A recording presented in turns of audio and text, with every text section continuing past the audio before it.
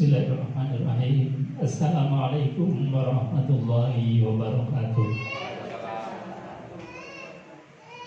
Bismillahirrahmanirrahim. Wa bi nasrillah la hawla wa la quwwata illa billah.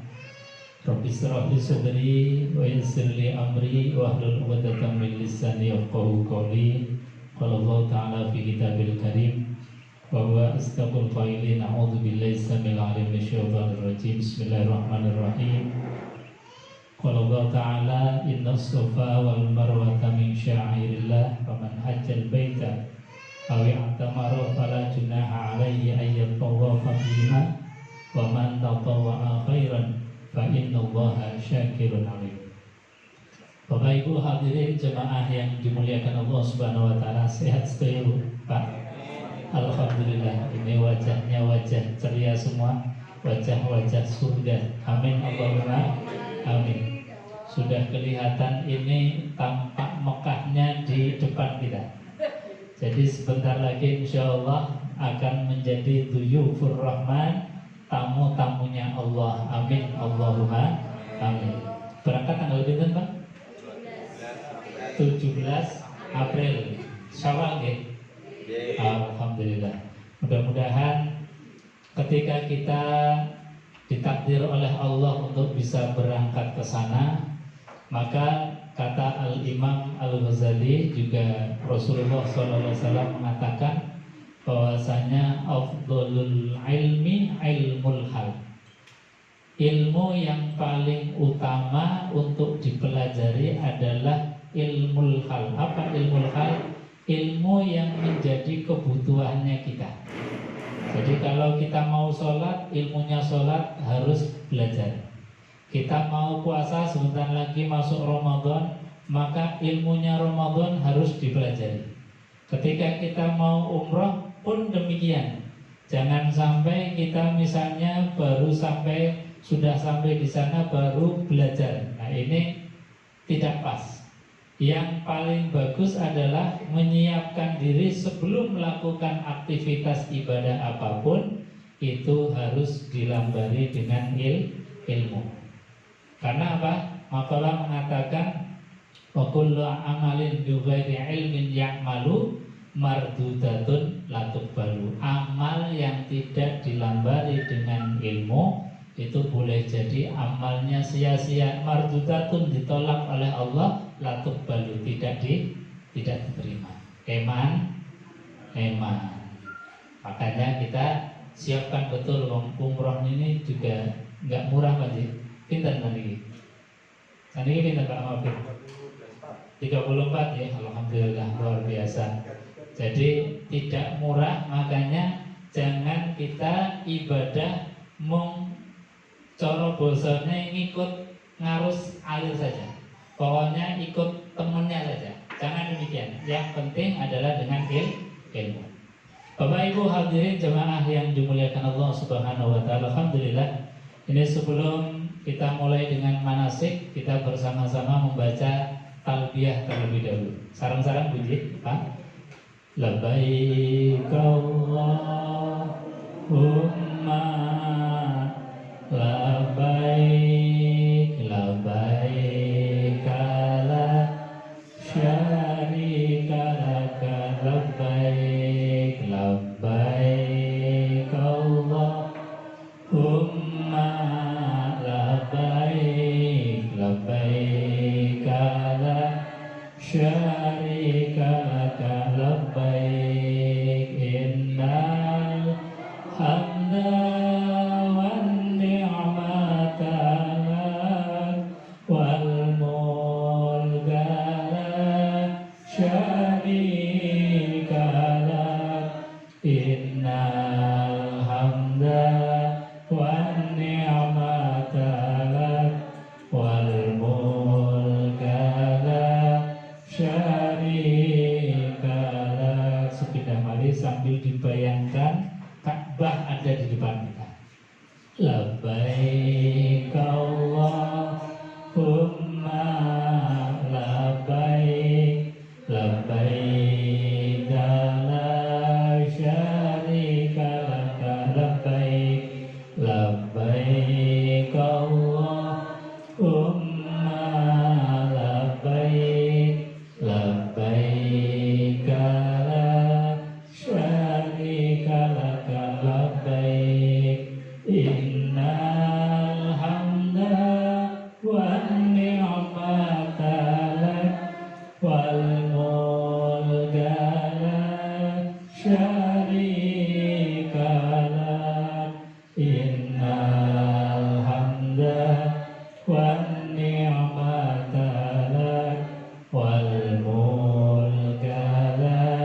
syarika lah.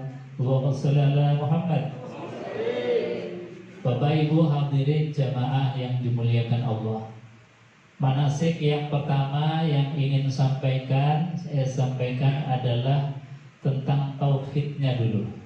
Ini menjadi landasan paling dasar ketika kita melakukan aktivitas ibadah sebelum nanti fikihnya. Karena ibadah umroh ini adalah kita hadir menjadi duyufur rahman, menjadi tamunya Allah Subhanahu wa ta'ala. Maka yang paling utama, sekali lagi, yang paling utama adalah kita kenali dulu siapa yang mau kita kunjungi, siapa yang mau kita datangi, yaitu Allah Subhanahu wa ta'ala. Jadi di dalam kitab Tauhid disebutkan kewajiban pertama manusia bukan sholat, bukan puasa, bukan zakat, bukan haji, tapi apa? Awal wajibil alal insan ma'rifatul ilah bistiqoni. Kewajiban manusia pertama, dan ini menjadi landasan kita ketika ibadah apapun termasuk umrah, adalah apa? Ma'rifatul ilah, kenal dengan Allah. Kita kenali dulu Allah Subhanahu wa ta'ala. Kita dekati dulu Allah dengan sifat-sifatnya. Allah itu yang seperti apa? Kita ini hadir kepada Allah, Allah yang bagaimana? Ini kita harus kenal dulu. Tanamkan dalam hati kita ini adalah tamunya Allah. Maka ketika menjadi tamunya Allah, jaga etika, jaga adab, jangan sugal-sugul, jangan semau-gu-gu. Jangan semau kita. Karena apa?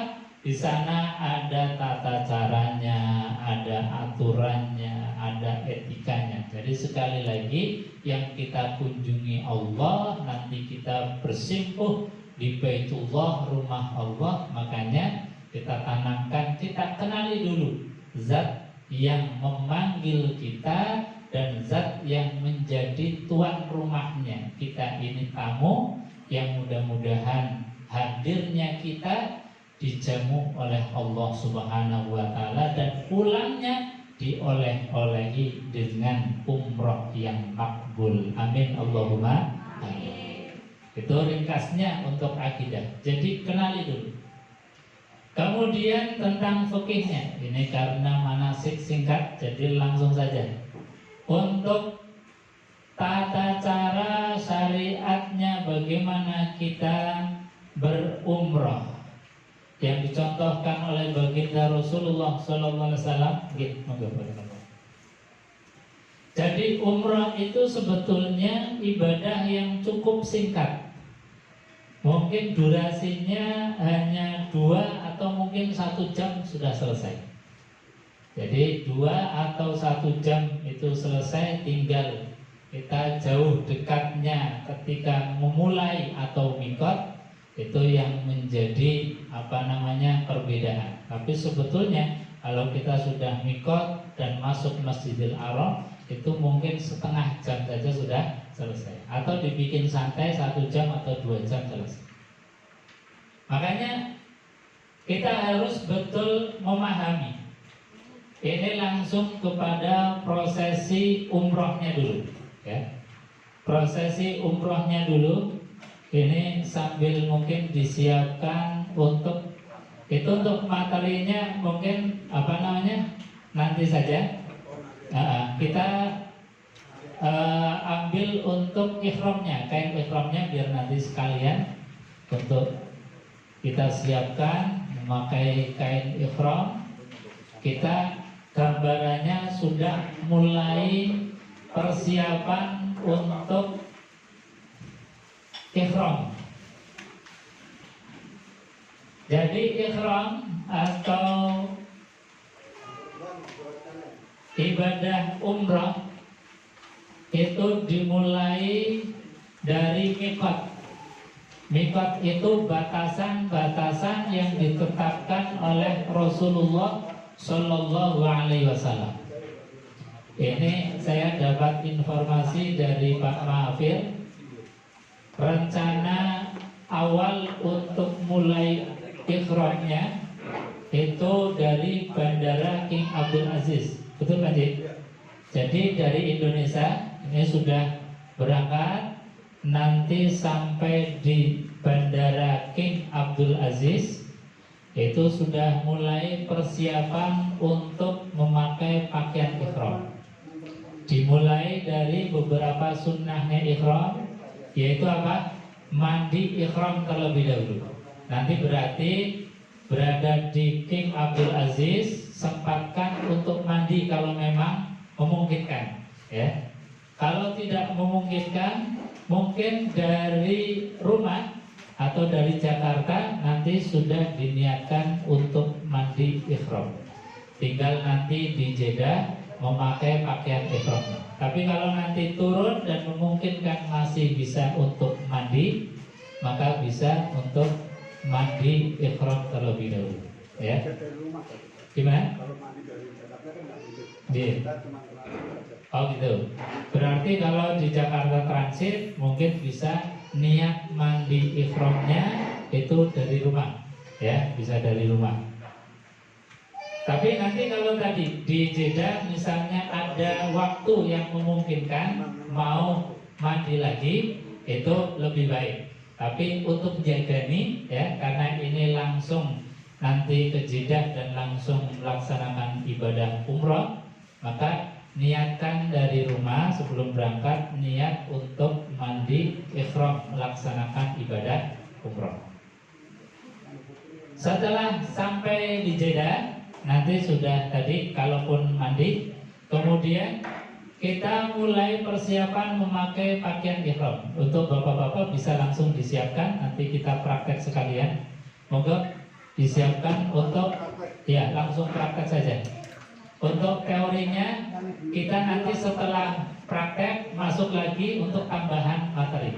Saran karena supaya ngejar nggak panas, kita biar praktek dulu, ngejar waktu yang agak adem. Sebab kalau sudah jam 10 ke atas ini panas.